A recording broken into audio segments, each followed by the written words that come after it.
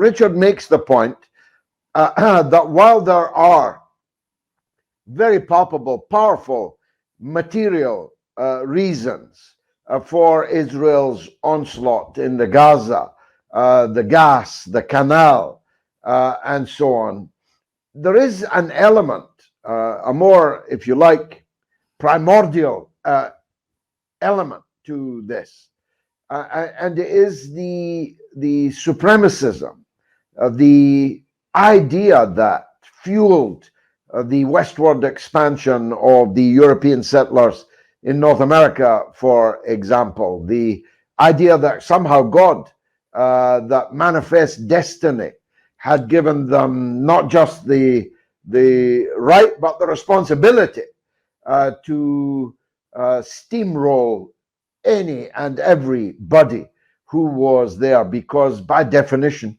those people were less than them, that they represented some kind of savagery which we savagely exterminated and annihilated. My take on Israel is that they are, if you like, a 21st century reincarnation of that 17th, 18th century force that exterminated the original American people, 100 million of whom were massacred from the north of America all the way to Chile. What's your point on, what's your view on that? Well, I think that's correct. I mean, if you look at the Zionist ideology, and my colleague David Miller does extensive work on this, as you know full well.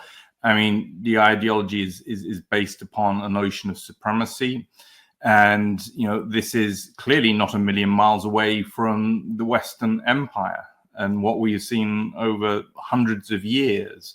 And, you know, I think, you know, Rich was absolutely right tying in, you know, that there is an interweaving between core material interests, battle over resources, and then the ideologies and the belief systems. And there's probably an interplay between the two, but you have to understand all of these things in order to understand the motivations.